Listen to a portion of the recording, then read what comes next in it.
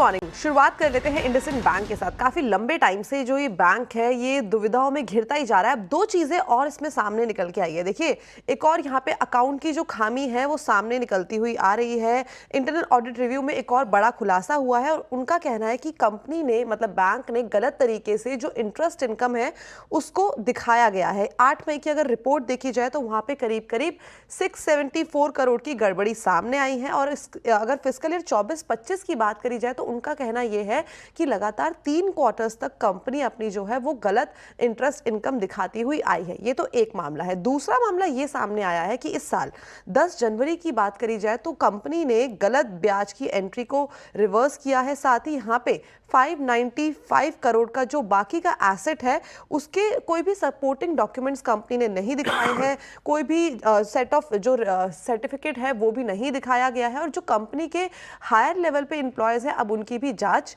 की जाएगी। तो ये दो मामले सामने आए हैं इंडसइंड बैंक के अंदर। आगे बढ़ते हैं, येस बैंक पे आपको नजर रखनी चाहिए। अभी देखिए, कुछ दिन पहले ही येस बैंक और एसएमबीसी के बीच में जो डील हुई थी उसकी बाजार के अंदर काफी ज्यादा खबरें चल रही थी। और उसके बाद 6 मई की बात करी जाए तो येस बैंक के अंदर हमें करीब करीब 9% की बढ़त भी देखने को मिली थी इस खबर के बाद ही। लेकिन अब यहाँ पे सेबी की गाज गिरती हुई नजर आई है। सेबी के रडार पे अब इस टाइम पे येस बैंक आ गया है। उनका कहना है कि जो ये डिस्क्लोजर है उसके ऊपर सेबी अब पूरी की पूरी जांच करेगा, क्योंकि उस टाइम पे जब सेबी ने येस बैंक से पूछा था तो येस बैंक ने इस पूरी की पूरी खबर को खारिज कर दिया था। लेकिन अब ये मामला वापस से पूरा का पूरा रिव्यू होगा और सेबी के रडार पे आ गया है येस बैंक।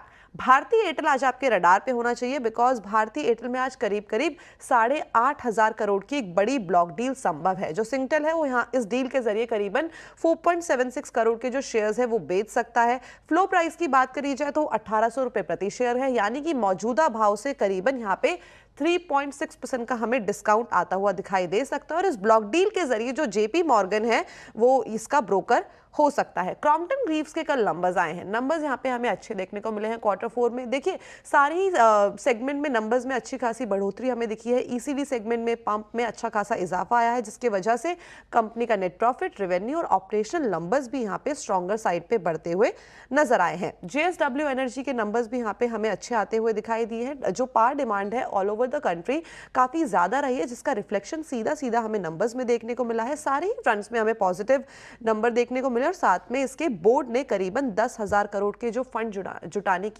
जुटाने को मंजूरी भी दे दी है वाया डिफरेंट सेट, जैसे कि प्राइवेट प्लेसमेंट और साथ ही साथ क्यूआईपी के थ्रू भी।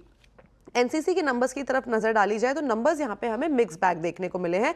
रेवेन्यू फ्रंट में यहाँ पे नंबर्स में हमें थोड़ा सा डेंट लगता हुआ दिखाई दिया है, लेकिन अगर हम बाकी के फ्रंट्स में नंबर देखें तो नंबर यहाँ पे पॉजिटिव साइड में ही बने हुए हैं। एलएनटी फूड्स के नंबर्स की तरफ नजर डाली जाए तो नंबर्स यहाँ पे ठीक है, लेकिन जो मार्जिन है वो यहाँ पे हमें थोड़े से कॉन्ट्रैक्ट होते हुए दिखाई दिए हैं। कंपनी का नेट प्रॉफिट, रेवेन्यू और एबिटा पॉजिटिव साइड में, मार्जिन में थोड़ा सा डेंट है। LT